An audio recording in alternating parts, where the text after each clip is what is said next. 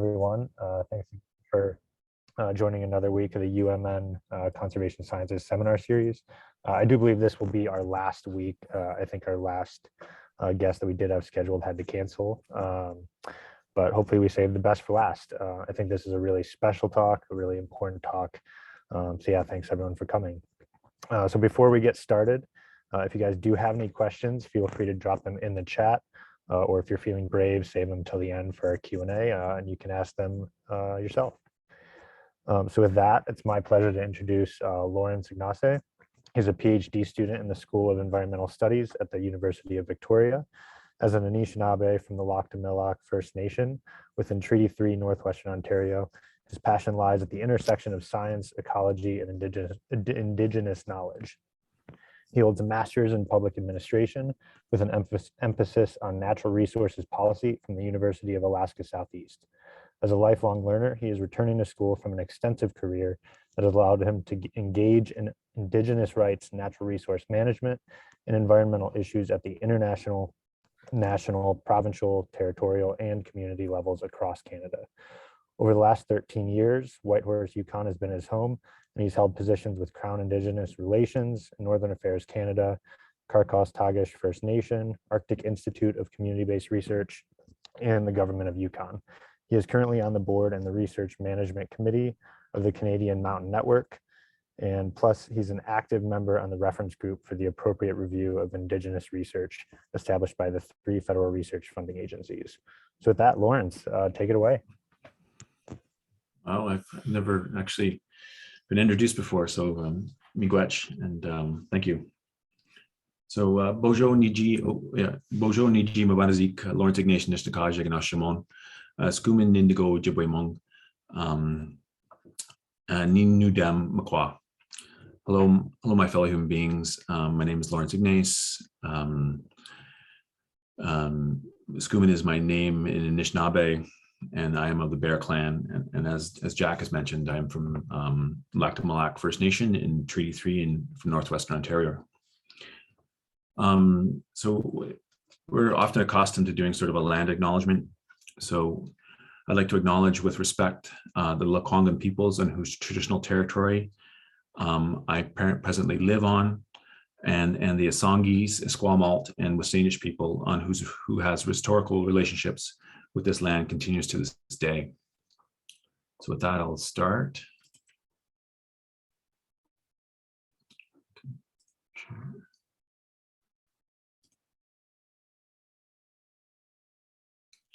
So can you guys see this? So right now it looks like we're seeing the launch Zoom meetings kind of screen, so it might be behind that. Sure. Let's try this again.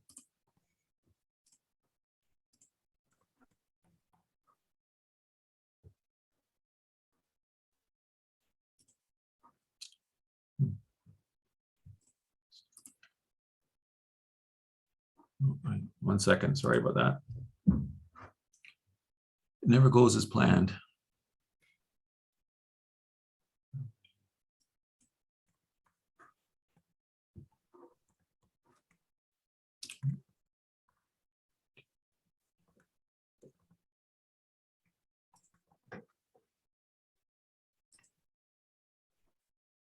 No.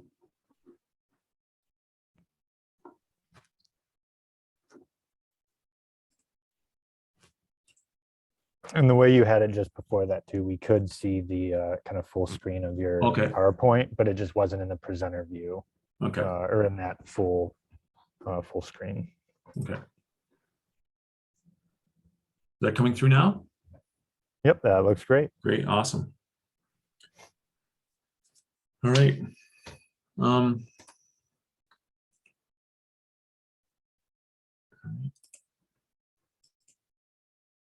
So I'll introduce our co-authors. So we fully use the knowledge co-production approach in the development of this perspectives piece. I'll get into that a little later, what that actually means. And we've continued to use that approach in relation to our follow-up products as well. We're doing a short video that we got some federal funding to do. we're continuing to use this similar approach to sort of amplify this 10 calls to actions paper. So up in the upper your left-hand corner is Dr. Heidi Swanson. She researches toxicology issues across the North, and for many years has been working collaboratively with Northern communities. And when I mean Northern communities, all Canada's North in relation to you folks.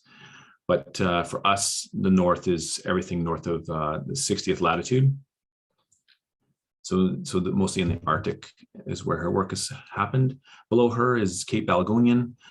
She is the resource manager for Kalani First Nation. And up in the upper right-hand corner is Dr. Carmen Wong, and she's the park ecologist for Kalani National Park. All of these folks have come from a more traditional Western science background. And then we have Gadia, or Mary Jane Johnson, is an esteemed elder from Kalani First Nation. And then there's myself. So I often, well, first and foremost, I'm an Anishinaabe person. I often open my presentations with these principles or reminders of how we are to conduct ourselves within this world, and to create a safe place and environment for sharing and learning.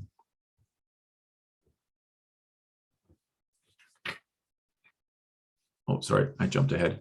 From my culture, Bibada Zizuin means to live well, or to live a good life. It is a holistic concept involving living within respectful and reciprocal terms with all of creation on multiple planes: spiritual, intellectual, emotional, and physical, and scales, family, clan, nation, universe. All of these interconnections and meanings are captured within the word Bimadizuin.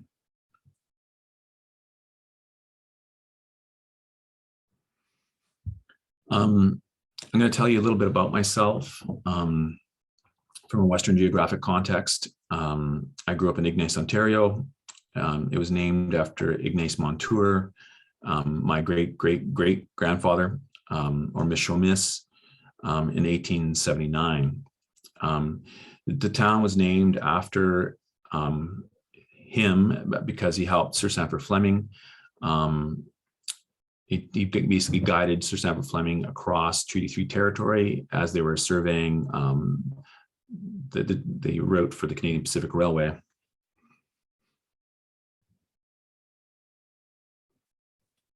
Oh, sorry, I keep jumping ahead here. So Ignace itself, to this day, is still a small resource-driven town. It had its heyday in the 80s and proceeded to die in the 90s after the mine closed. Much like many small resource-driven towns across Canada, it continues to struggle to this day.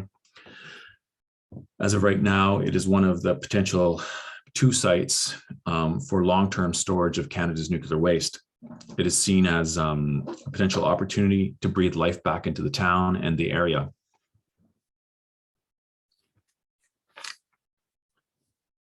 These maps actually speak to the other side of my brain. As a member of Laktamalak First Nation, we are part of Treaty 3. It was signed in 1873 and formalizes the relationship of this region with the Government of Canada. It allowed for the development of this area and the economic push west for the discovery of more resources. Much of Treaty 3's boundaries are set by the socio-ecological concepts of watershed boundaries that tie Anishinaabe historical use with these waterways.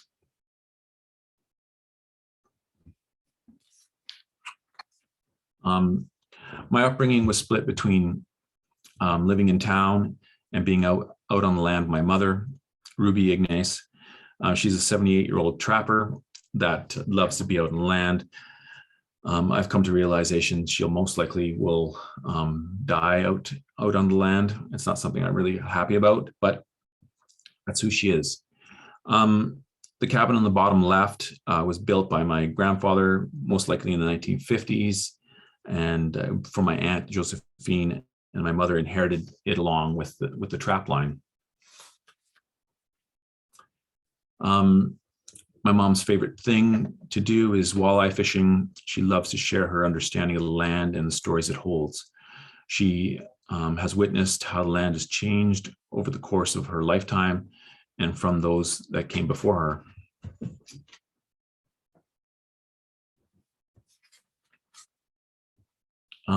Indigenous knowledge systems are complete societal systems, and this is often lost in understanding.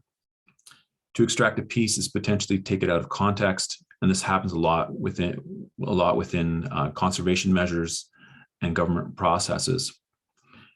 Their strengths lie in the acceptance of the complexity of the ecological world, diversity of interdependent systems, and the need to sustain a collective balance.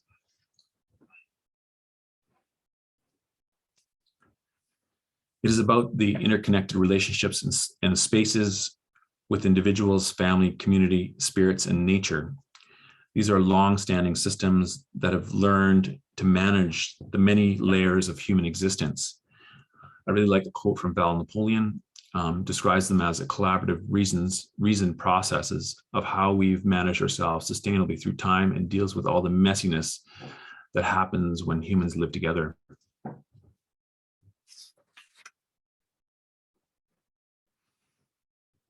This depiction was developed by Amy Kraft, an Anishinaabe scholar.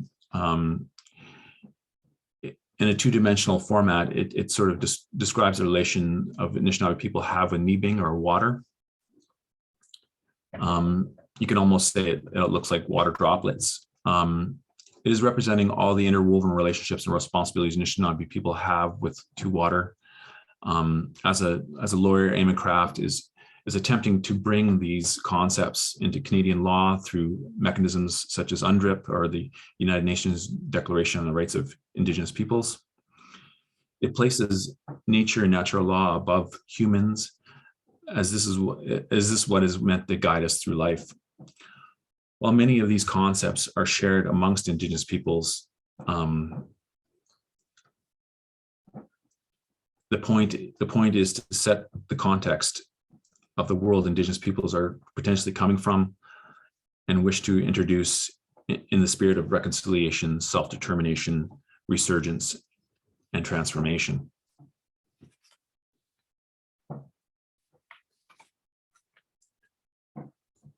So why did we write this paper? The work of Murray Sinclair, a prominent Anishinaabe senator, led the development of the Truth and Reconciliation Commission and the 94 calls to action, is what it really inspired us to write this perspectives piece. The report itself was to address the atrocities that happened as a result of residential school system that happened here in Canada. And some of you may be aware of some of the more recent findings at those residential schools. There was thousands of unmarked graves, buried children for the most part. And what the report really, at the nub of everything, is virtually all aspects of Canadian society may need to change, may need to be reconsidered for true reconciliation of Indigenous peoples. Also taking into consideration the continued distrust Indigenous peoples have for the many harmful and damaging activities that occurred under the guise of research. We endeavored to translate the intent of the calls to action for research to a level of individuals, to transcend our usual boundaries, to inspire a more fulsome reconciliation conversation.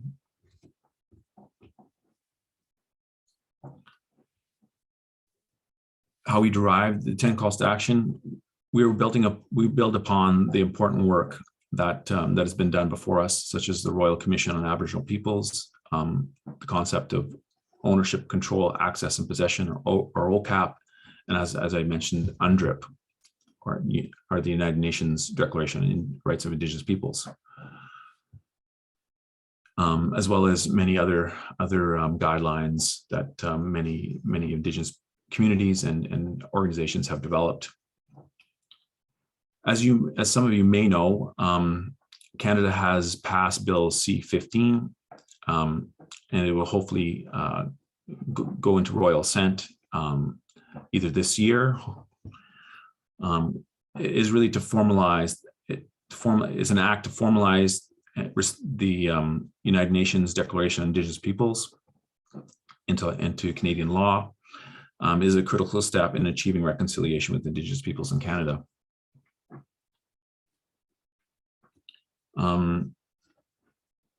Why did we write this paper?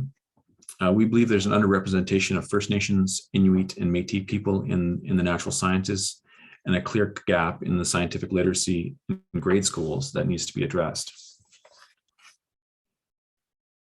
We also wrote this paper to draw attention to this underrepresentation. We hope that some of you and your colleagues, with your abundant creativity and innovative minds, can assist. The underrepresentation in natural sciences means it is challenging for Indigenous perspectives to influence how science gets carried out, including decisions on educational content, research ethics and methods, and what gets funded as research. There's a clear disparity gap.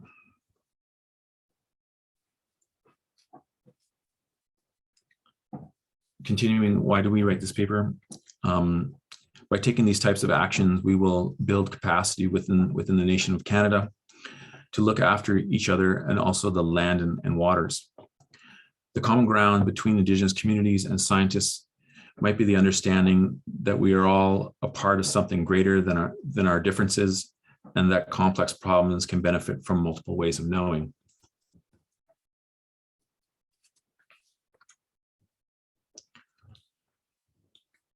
So I'm not going to run through all 10 calls. I'm going to focus on calls 2, 3, 5, and 6. And what I sort of ran through at the beginning is a bit of how you would look at or position yourself in relation to call 1. So basically gaining a better understanding of the socio, political, and cultural landscape in relation to sort of the work that you would be proposing. So as you can see, the calls form a bit of a blueprint for shifting a relationship between science and Indigenous peoples. We're not saying that all science occurring in communities is bad. Rather, we wish to provide guidance on how to work with Indigenous peoples on their own terms to support the ongoing reconciliation conversation.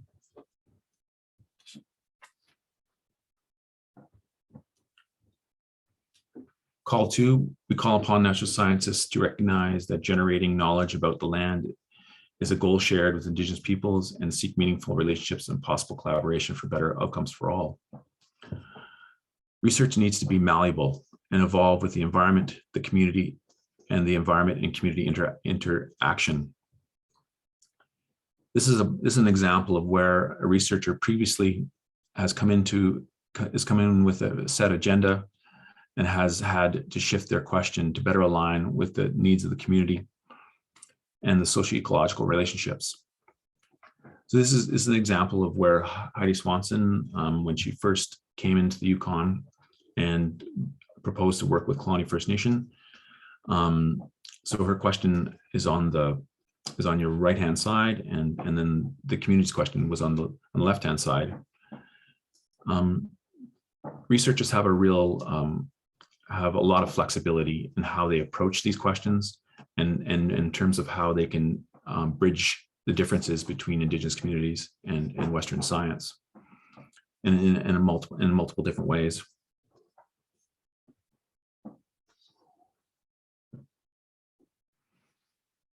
Call 3, we call on natural scientists to enable knowledge sharing and knowledge co-production. Knowledge is, as we all know, knowledge is power. If you hold knowledge that someone else does not have or does not have access to, you hold power over them. Knowledge co-production and knowledge sharing is about sharing that power.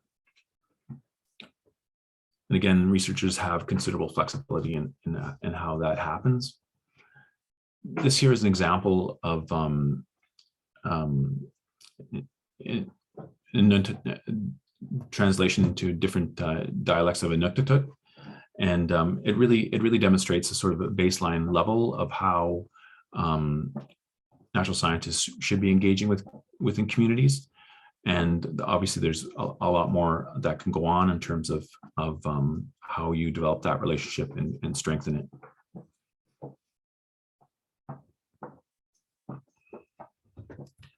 So the Canadian Mountain Network is as an example, is unique in Canada, as its goal is to support the resilience and health of Canada's mountains through Indigenous and Western ways of knowing that inform decision making. So this here is sort of a logic model that the Canadian Mountain Network has developed and supports its structure in terms of promoting research and bridging of knowledge systems with Indigenous peoples.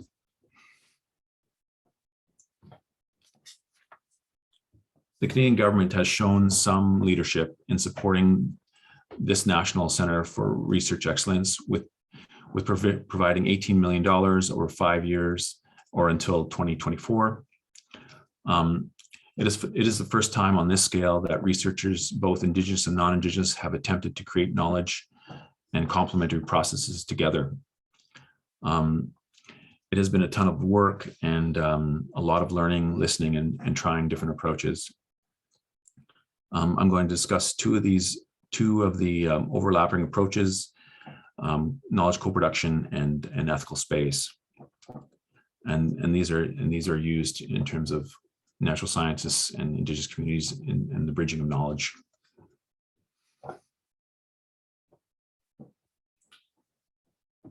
So what is knowledge co-production?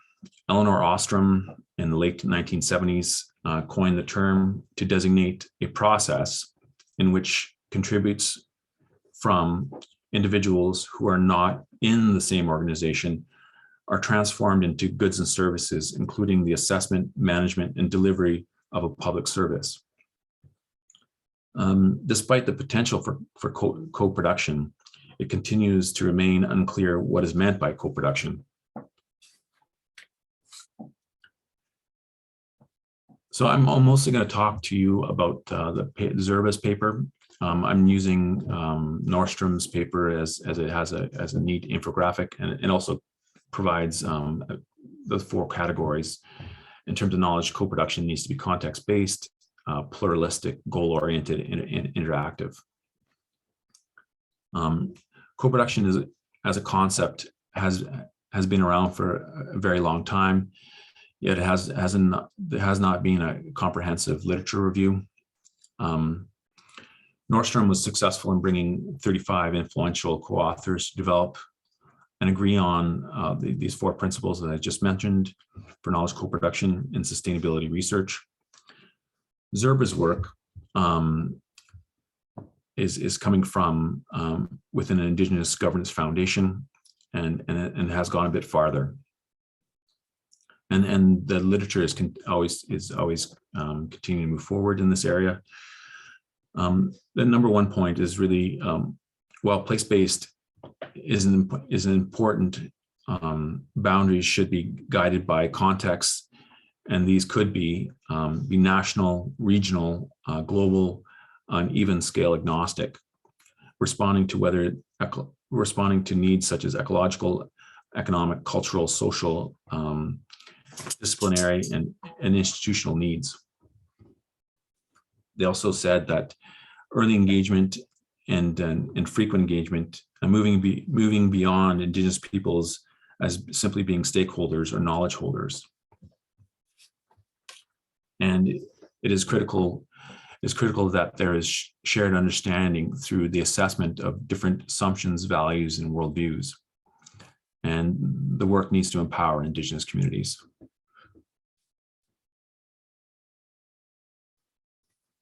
So Dr. Andrea Reid, a HIDA researcher with University of British Columbia, is recommending this approach to knowledge co-production. And this approach is really built upon the 4 R's by Kindris and Bernhardt, which are respect, relevance, reciprocity, relationality, and responsibility, or 5 R's. So it really sets out a process where it's iterative in nature, and you basically look for mutual research interest, and then you work around in terms of co-evaluation and community validation, and trying to seek a development of a long-term relationship.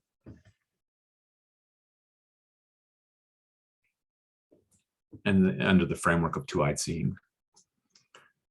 In terms of ethical space, Willie Ermine, a Cree scholar, in the early 2000s brought this concept to the forefront. Its foundations are really in the areas of negotiations, social and health sciences have really accepted this concept. Creating ethical space requires dismantling oppressive and assimilative systems for Indigenous peoples to be themselves in the conversation. Nicholas and Haughey undertook a review, as there's little in the conservation literature on ethical space. And the approach they took was to look at Indigenous conservation partnerships and to sort of formulate this infographic. And they broke it down into 2 main principles: engagement and introspection and reflection. And then they had subcategories of principles and dialogue. And within the principles was honesty, integrity, and reciprocity. It really sets out an iterative process driven by learning, dialogue, and reshaping of principles. So it's all constantly, you would be reflecting back on either side's views and ensuring that everyone is in full understanding of where folks are coming from and how to proceed. Pickrell identified some tensions or challenges such as language, power, ownership, scale, and timeframes and economies.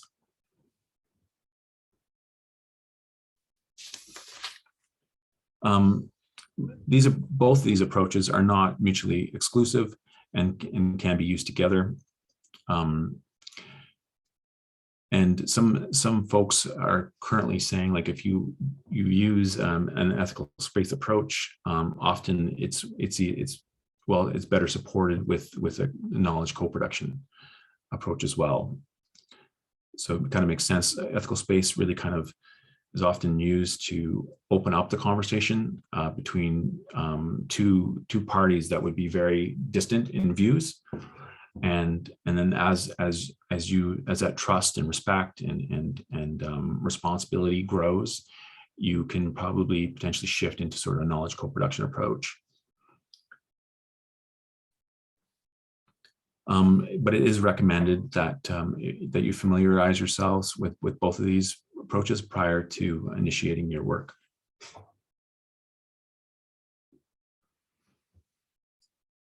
So some of my fondest memories, and probably many of you, has been working with youth and experiencing their excitement with experiencing science.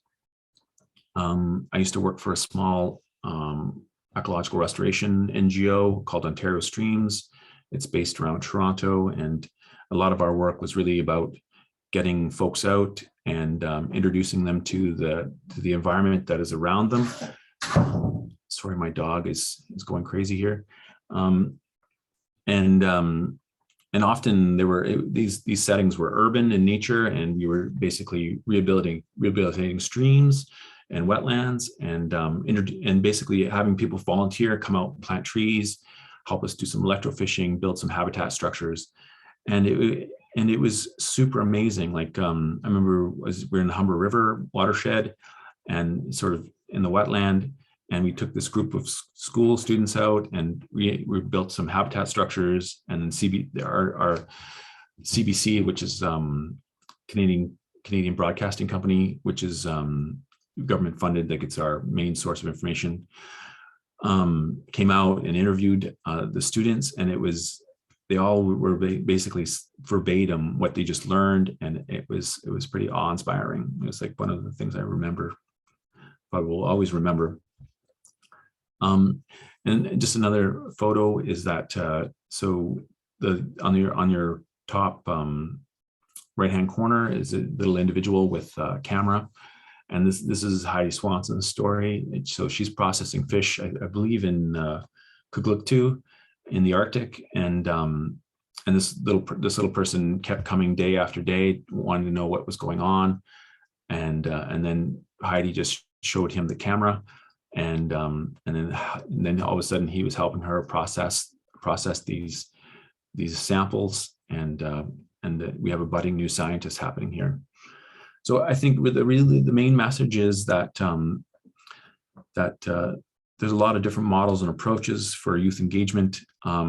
These do not have to be complicated, and I think there's a lot of room for engaging with Indigenous youth in this sort of manner.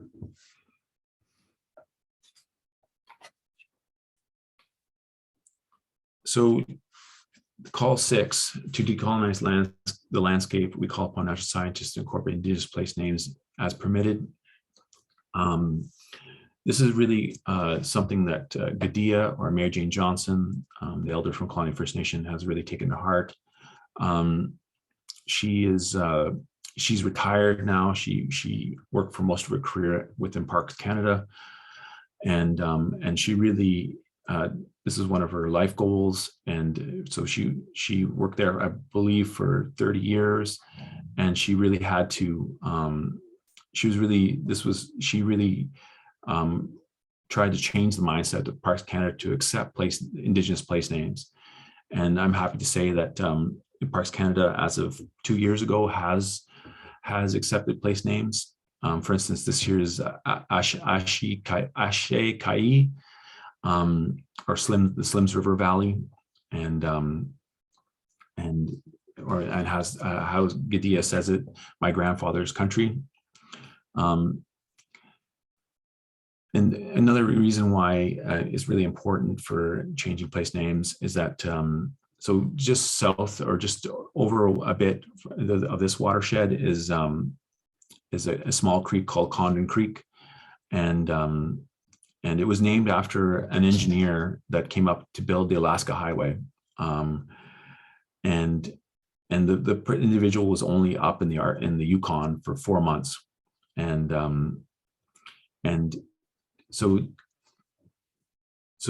in Southern Shoshone, and I'm not really good at this Southern Shoshone, Karshan Yi Chu, or it translates into the place of broken roots.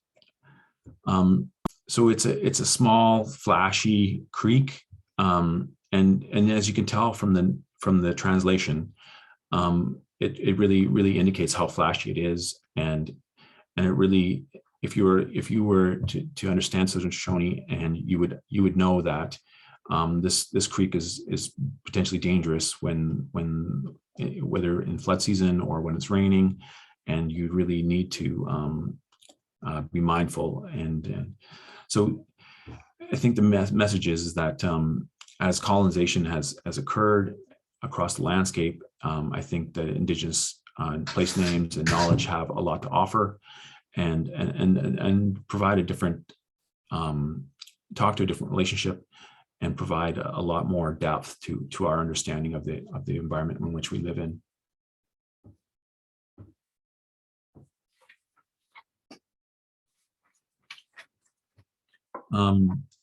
So positive things that happened since 18 months since this publication. There's almost 28,000 downloads. We're super shocked with the response. This is our 27th presentation. And I think some of the biggest outcomes is, so NSERC is our sort of national funding agency for science research in Canada. They previously did not have guidance for applicants that are proposing to do Indigenous research. They wholeheartedly have accepted this accepted this paper, and it's provided to applicants now as guidance to help them frame their research proposals. So there must have been a need. All of these actions are small and represent niche-like impacts, but these demonstrate change, and they will influence other changes. And sort of, we have an image here of the Indigenous style guide. As we were developing this paper and we proposed it to the publisher, we had to sort of negotiate some of the use of syllabics, for instance, and they previously did not have experience with that, so we had to share with them the Indigenous style guide, and it helped them work through that process.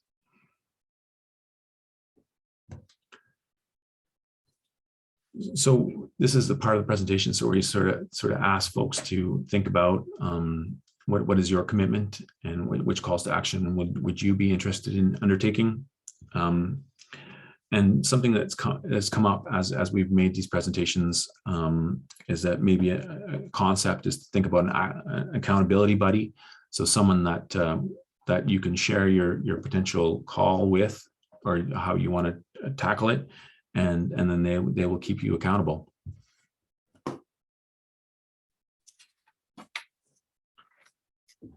So in conclusion, and this is usually where Gadia would close out our presentation. So we've been really extremely pleased with all the response to this paper. We know that with the challenges of funding, research protocols, ethics, tight timelines, it makes it hard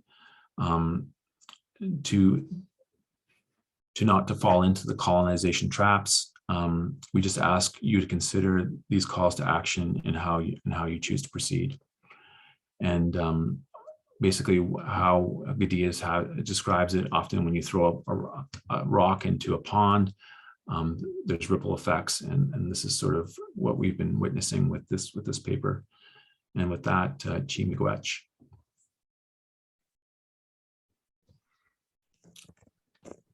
Great, thank you so much, Lawrence. I guess with that, I'll open it up to any questions that anyone might have.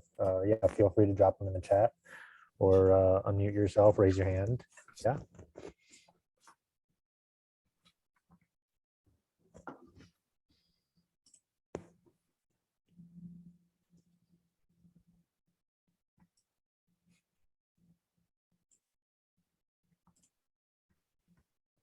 I guess if no one has one right off the bat, maybe I'll get us started. So you talked a lot about kind of this knowledge co-production, ethical space. Can you maybe expand on that a little more and say, talk about, what that might look like on the ground for, a Western scientist or someone looking to start a collaborative project? Or do you kind of have any examples of steps that maybe Heidi or some other folks have taken, and what the kind of shape that can take? Yeah, it's really about so there's a bit of a spectrum, right, in terms of how researchers can approach working with Indigenous communities. So on one side, there's Indigenous methods, which really is a researcher kind of basically introducing themselves to a community and working with that community to really allow them, the Indigenous community, to drive that research. The co-production approach is more around still the researchers still having their own question, and then trying to facilitate a process with the Indigenous community on how to address that question, but yet still being flexible enough to be able to shift that question to find some common ground. And then obviously at the other end of the spectrum is natural scientists continuing to sort of propose their research and not really engaging with Indigenous communities, even though that the research might be happening within their traditional territory or with topics of interest to those communities. And I think that is that type of approach definitely needs to change, and recognizing the important role that Indigenous communities have. To expand a bit further in terms of what that would look like on the ground is really about going back to that two-eyed seeing model, and it's really an iterative process where as I was mentioning, the question would be co-developed with the community, and it would be structured within a research agreement, and that research agreement would spell out how the two parties would want to see that research being carried out, but yet still flexible enough to respond, to be able to, because Indigenous communities are complex, just like any community. There's things that happen, deaths, COVID-19, and it's about having that regular dialogue and being able to take the time and listen. Establishing these relationships, to be fair, are tough and take time, and it does not align well with research, especially master's research, which is generally 2 years, unless you have developed relationships prior. So it's really about listening and taking the time to also look at your own work and think about like how is your work going to benefit this communities in multiple different areas, in terms of being relevant to the community, as well as reciprocal, in terms of, are there benefits that for instance, hiring young folks to be research assistants, and also can the community be involved with monitoring, for instance. And just sort of thinking through that whole process, and ensuring that the community feels that they have input and have a say in how that rolls out. And then at the back end, you'll want to have some sort of, you might want to look at co-authorship and discuss what that might look like, as well as reporting structures and aligning with the governance of the community as well. Here in Canada, we have some communities that are pretty advanced, and the Kitasoo Heiheis, for instance, has put out a very, probably the most advanced research protocol that I've read, and they basically walk you through the whole process, and they're not calling it a knowledge co-production approach; they're calling it like their own approach, and their own expectations in terms of how they want researchers to work with them. So yeah, so it's a bit of, there's different contexts in different places for sure. And I think that the main goal is that when you are proposing to work with these communities, you should be looking at this being a lifelong relationship that you're hoping to establish, because Indigenous peoples are not leaving, and that's how they're viewing not only their relationship to the land, but also their relationship with Western society. If that helps.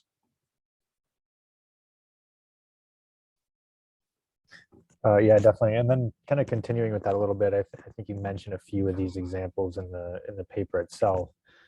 But are there cases where a researcher's gone in and had, maybe a strict idea of, a type of methodology that they want to employ to study a species, and then that's maybe changed from Indigenous input and working together in this ethical space kind of framework?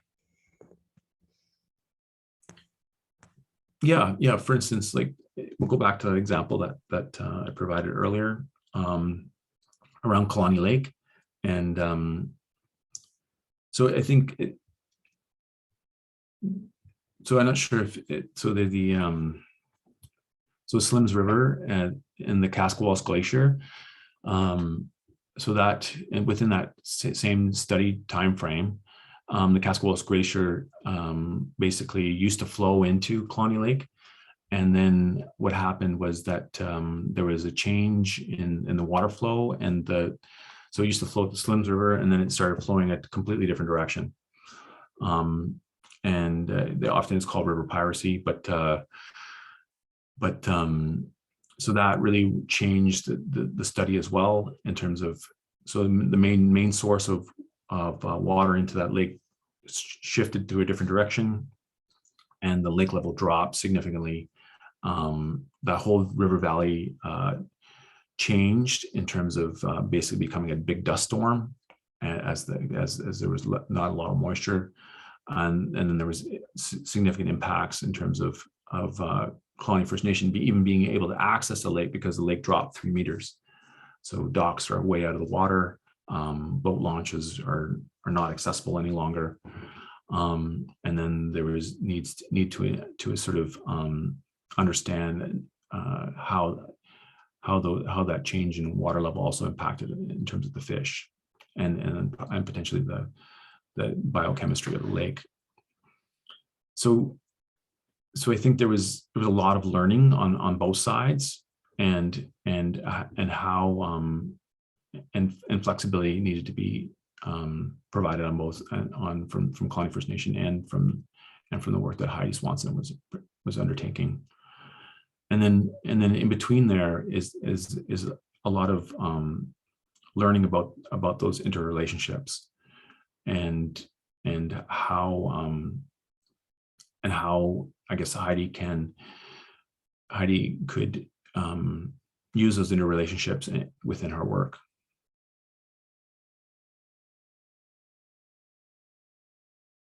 So I guess, does anybody else have a question? Feel brave enough to unmute yourself or drop in the chat.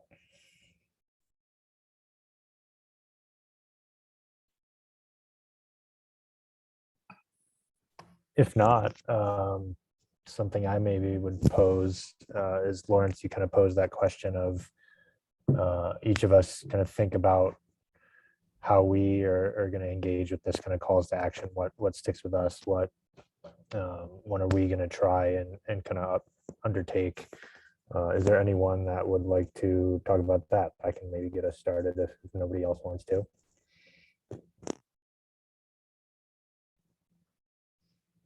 All right, I can go. So the one that kind of stuck with me, and I think sticks with you quite a bit too, and you talked about it, is kind of working with the Indigenous youth and in education and getting them involved in the research process. So one that I guess myself have undertaken is in Southwest Montana. There's the Crow and kind of Cheyenne Reservation there, about 3 hours outside of Yellowstone. And something that I'm kind of working to do is I do a lot of outreach with some of the local schools there, and then recently went on a school assembly there, and I kind of started an adopt a camera project where we're sending camera videos and having them do kind of different assignments to count different species that they're getting on their specific camera set across Yellowstone. I think that will hopefully be really rewarding once we really get it up and running. Yeah, those are super valuable experiences. Yeah,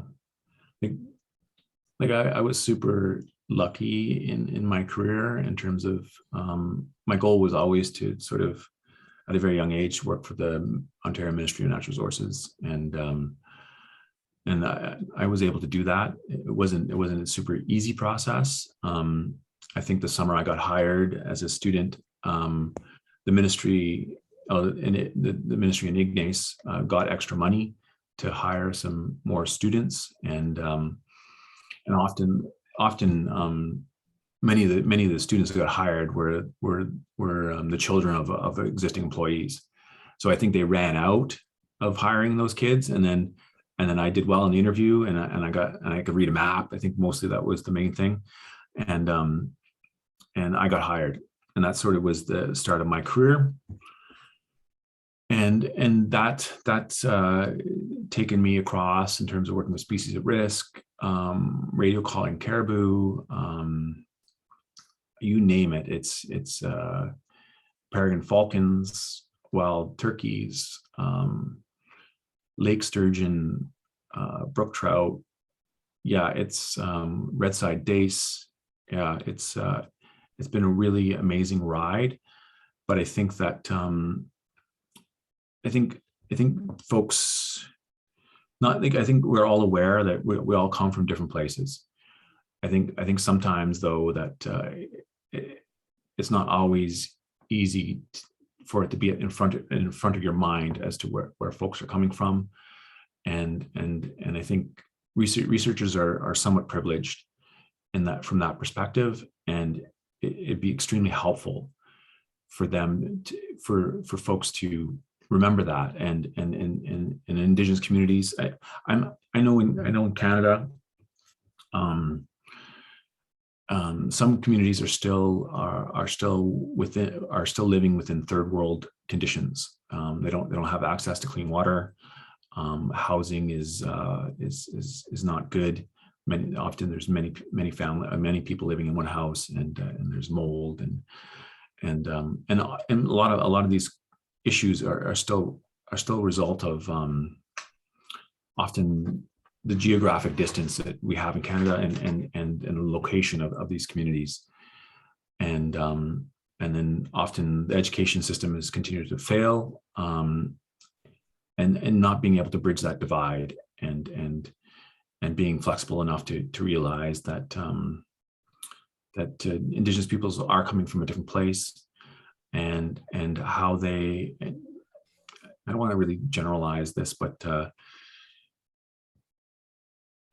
how learning happens is a bit different, and it doesn't always align with how the system has been set up. Some folks are able to push through, and for the majority of folks, it's not that easy. I'll tell you a story that from when I used to be the director of natural resources and heritage for Carcross-Tagish First Nation, which is a self-governing First Nation. So through negotiation of their own land claims agreement and self-government agreement, they have control over certain lands within the Yukon, and the ability to make laws on those lands that can supersede the territory. So and or meet or beat federal law, and so they have considerable autonomy. Yet they still have to stay within the confines of the Canadian legal system. But within that, they still have considerable autonomy. So I remember sitting with leadership, and we're talking about education, and I, in my mind, it made a lot of sense that let's think about setting some goals for how many kids we want to see go to university. And so I blurted it out. And immediately the chief at the time basically said to me, or said to the whole room, you don't need to go to university to make $1 million. So that it really speaks to the depth of how colonization has impacted Indigenous peoples, and to some extent the fear of the education system. So there really needs to, and in Yukon, which is really interesting. Just this past year, there was a referendum amongst the school boards, and there's going to be an establishment of I believe 9 out of 16 communities. There's going to be 8 eight First Nation driven school boards. So the process is changing, and then I think a couple of them got voted down, but overall there is interest in shifting the learning model. And then I do actually have a question from someone. So this person started a citizen science project a few years ago, and it's developed into a community science project in response to community member needs. As a result, the project has kind of drifted from the core capacity area, and now they're starting to get pressure to step away from it. Do you know of any examples where scientists have been able to work closely with Indigenous peoples, even if the needs of the community start to drift away from the researcher's core area over time?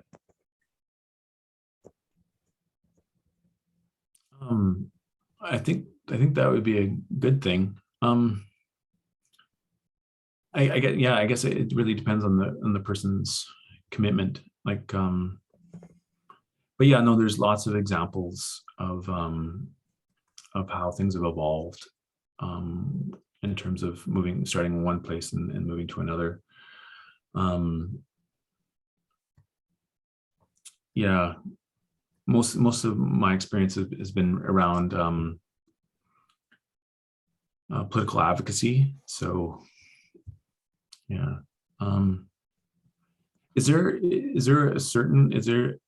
I ask, is there something specific they're looking for with that question? I think they're mostly just kind of wondering, if you start this project and kind of the views of how to continue the project start to diverge, maybe how do you keep that relationship going? Maybe that's kind of what they're looking for. Yeah, like I'll even refer to my my PhD right now. So I'm proposing to work with two First Nation communities. So one in the Yukon and one in British Columbia. And the reason for that is that obviously in the Yukon there's formal self-government, and then in the BC there's we're still, for the majority of the community, the majority of the First Nations are still under the Indian Act. And so in my latest conversation with the Pawnee First Nation, which is the one that's interested in working with me, so I'm proposing to do the reconceptualization of cumulative effects assessment and management through Indigenous knowledge systems.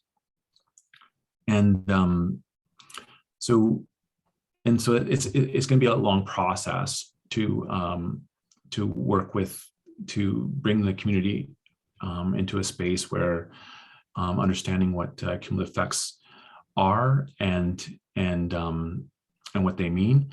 So I'm right now engaging with their government structure, and so the government structure understands what cumulative effects are, and are not so. And then Indigenous knowledge, and these are new governments relatively, so 10 years old, 12 years old. And so Indigenous knowledge systems, they have lots of priorities, and Indigenous knowledge systems haven't yet really been a priority for them. So they're not super, not keen is not the right word, but it's what's coming to my mind right now. And on that side of it, but they are interested in cumulative effects. So they're really they and then they have an outstanding area, a specific area within their settlement lands that they would like a cumulative effects assessment done. So it's a matter of me. Obviously, I need to do a PhD and work with their Indigenous knowledge. But they also want a cumulative effects assessment done. So I have to sort of bring that into my work, honor what they want, and hopefully also support what I'm doing, and also find funding and then design a project, and then really kind of pull all those pieces together. And I think and luckily I'm in a position that I can do that. So, and at the heart of it too, though, is that because I'm speaking right now with the government structure, is that the wishes of the community. And so there's another level of complexity there that I also have to sort of delve into as well. Great. And then you kind of started to answer it, but there was kind of a follow-up clarity from the previous question of, how do researchers deal with community needs versus academic needs? And I think you started to kind of address that. But do you have maybe some broader tips or tricks for doing so? Yeah, I think a lot of it really comes down to really being open-minded and flexible, and really trying to understand where people are coming from, and then sort of talking through what is really at the heart of it, and then seeing how that potentially may align with what you're proposing with, or are there other options or approaches that can be used.